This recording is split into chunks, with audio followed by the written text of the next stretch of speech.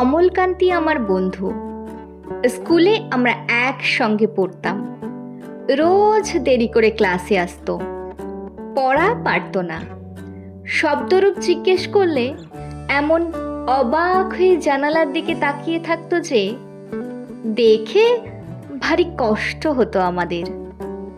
আমরা কেউ মাস্টার হতে চেয়েছিলাম, কেউ ডাক্তার, কেউ উকিল।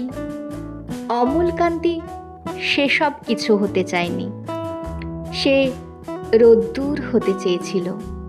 ক্ষান্ত বর্ষণ, কাকডাকা বিকেলের সেই লাজুক রোদ্দুর, জাম আর জামরুলের পাতায় যা নাকি অল্প একটু হাসির মতন লেগে থাকে।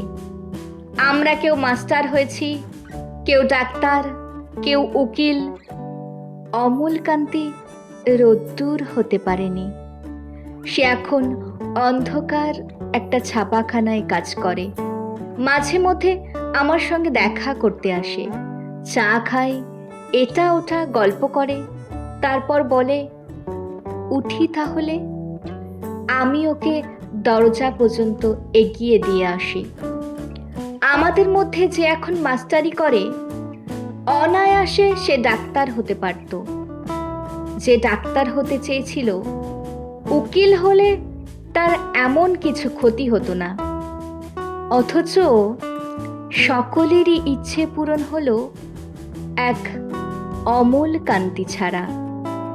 অমলকান্তি রোদ্দুর হতে পারেনি। সেই অমলকান্তি রোদ্দুরের কথা ভাবতে ভাবতে ভাবতে ভাবতে যে একদিন রোদ্দুর হতে চেয়েছিল।